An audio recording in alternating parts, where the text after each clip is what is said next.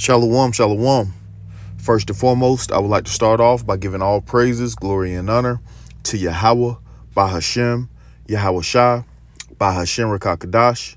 I would like to give double honors to the head apostles and elders of Great Millstone, the true leaders of Israel to this day, which taught me this truth. And I would like to say shalom to all the Akim and Akwaf that's believing on this truth and that's seeking their salvation at the hands of Yahawah and his only begotten son, Yahawashi. I would like to say shalom. So today, I'm going to play this short video clip from Dabu 7, and he's going to be speaking about how these tornadoes wreaked havoc over there in Kentucky. And not only did they wreak havoc on the infrastructure, these tornadoes and storms that came through Kentucky is going to further cripple the food supply over here in America, Babylon the Great. So we're going to jump into this short video clip, and then we're going to grab a couple precepts. This is Dabu 7. As a result of the big tornadoes that ripped through Kentucky and other areas, we can now expect to see food prices soar, especially in the areas surrounding there. This 200-mile swath that got ripped through Kentucky has pulled down grain systems, it's destroyed chicken hatcheries, it's blown over barns. Many of the counties there had fencing that was literally uprooted and tossed around. And it's going to take some time to calculate all the animal losses that are tied into this. There's cattle that may not be there anymore. They're now stating that at some of these facilities, like one of the hatcheries, one of the chicken facilities that went down, because chicken is something that was already sitting at high prices, and it's something that's grown more than other meats in Kentucky. That the chickens that they find running around at these sites, they're going to work to put out of their misery, like kill them, because they have nowhere to take them at the moment. Other places are trying to take in as many of these animals as possible. If there's chickens, if there's cows, anything like that out there. But when it comes to the destruction, this wasn't just animals. We've seen the grain bins get destroyed, as you can see here in this image. It just flattened many of these places. All this grain soaked, exposed, all the other bins torn down. And we've seen the destruction, as it shows right here, as the people are just standing here looking at these buildings. So there is a timeline here that they're saying it's going to take quite a while throughout this coming year to get everything back in order. There's still people missing. The death count now has raised to some 88 people and still many missing. And in terms of the grain, they're saying that some 6 million bushels of grain in Mayfield is gone. They're saying that that's enough corn to fill 2 Panamax vessels, each ship the length of 2 football fields. So if you don't think that this isn't going to affect prices, I'd say you're crazy. It's definitely going to. And again, prayers going out to everyone out there that needs them, connected with this situation. Going to continue to update on this as things change, as we get more updates. Make sure to follow me on Twitter. Join us for the live. And at the end of the day, this is Yahawah by Hashem Yahawashi visiting the world, right? And you got to remember, these southern states like Kentucky, Tennessee, Georgia, Alabama, Mississippi, South Carolina, these were really heavy states that heavy slave states, right? And Yahawah by Hashem Yahawashi is now visiting the world, and you see another storm looming on the heels of this storm. Yahawah by Hashem Yahawashi is starting to visit this world. So we're going to start off in the book of Isaiah, chapter 29 and 6.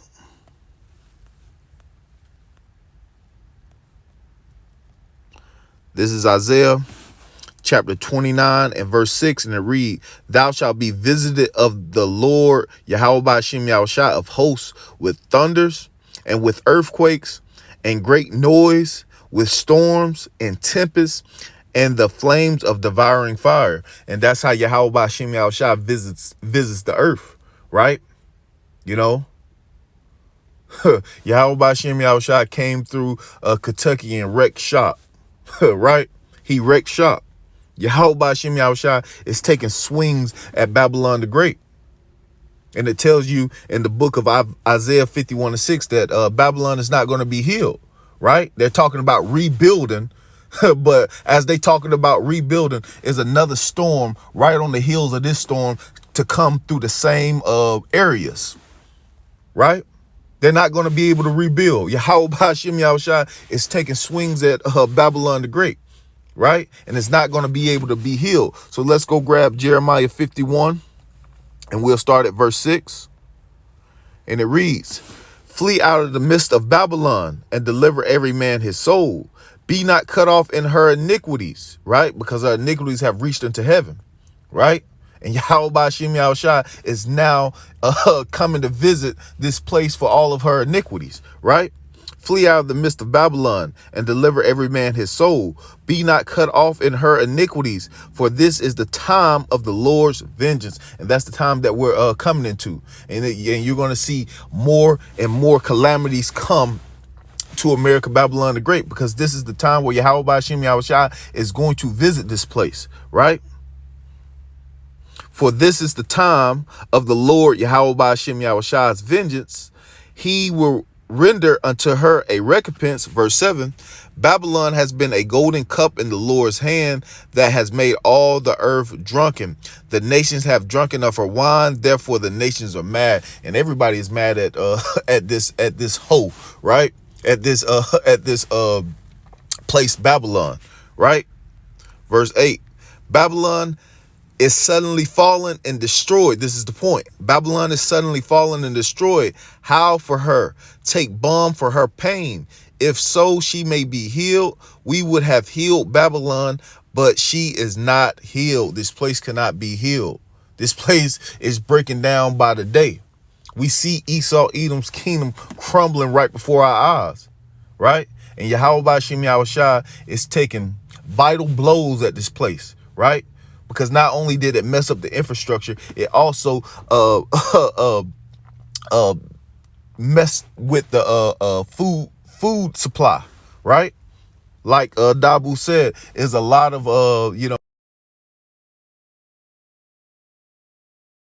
out there, chickens and cows. You got to understand, like he said, that's going to make prices go higher than what they already have been. Right. And we've seen inflation starting to hit the roof. So continuing on, it says, we will have healed Babylon, but she is not healed. This place cannot be healed. Forsake her and let us go everyone into his own country, for her judgment reaches unto heaven and she is lifted up even to the skies. Right. So you got to understand, Yahawashi it's taking swings at Babylon, and there's going to be more calamities that come. Like I said, inflation is at an all-time high, right? You got food shortages, right? People are starting to loot in these different, major cities, especially out there in California, right? The earth is turning into a madhouse, and as this earth turns into a madhouse, Yahawashi is constantly taking jabs and blows at this place. And it's all because of prophecy. Yahawashi is getting ready to overthrow this man's kingdom, right? Just like Dabu said, this will affect the prices. And inflation is already turned up. And this inflation is going to turn into hyperinflation. And this hyperinflation will play a role in the love of many waxing cold, right? The love of many is getting ready to wax cold. And we're going to read that in Matthew. But hyperinflation is going to play a part, because when people can't eat, when people can't, support their families, the love of many is going to wax cold. Only the strongest is going to survive in these days, right? This is Matthew 24:12. It says, because iniquity shall abound, the love of many shall wax cold. And we see iniquity abounding, right? It's going out on a mass scale. But also, as iniquity is abounding in the earth, you're having food shortages. You're having inflation. People are getting fired from their jobs because unrighteous decrees. This is all a perfect storm.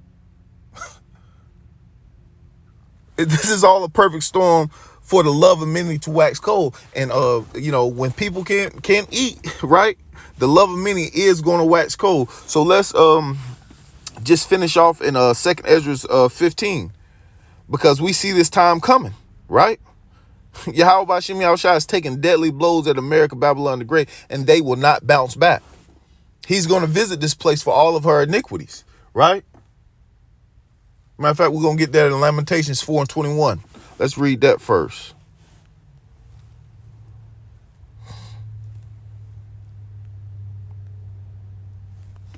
Because he's getting ready to visit Esau, Edom.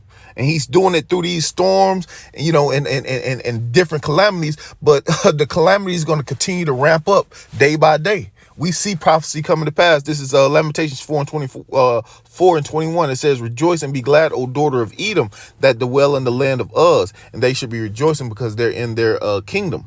But their kingdom is falling out of power fast." Right? The cup also shall pass through unto thee, thou shalt be drunken, and thou shalt make thyself naked. The punishment of thine iniquity is accomplished, O daughter of Zion. Talking about you so-called Negroes, Latinos, and Native Americans, right? These plagues aren't meant for the children of Israel, but we understand that 2/3 are going to get cut off in these plagues, right? It says, the punishment of thy iniquities is accomplished, O daughter of Zion. He will no more carry thee away into captivity. He will visit thy iniquities, O daughter of Edom. And that's what Yahawashi is doing right now, visiting the iniquities of these Edomites. And he's taking blows at their infrastructure. He's taking blows at their food supply, their food supply chain, you know. He's gathered. Yahawashi is doing work in the earth. He will visit thine iniquity, O daughter of Edom. He will discover thy sins. So let's end off in 2nd Ezra 15. In 15 it says, "For the sword and their destruction draweth nigh, and one people shall stand up and fight against another, and swords in their hand." And that's the time we're coming into. And the modern day sword is the gun, right? You know.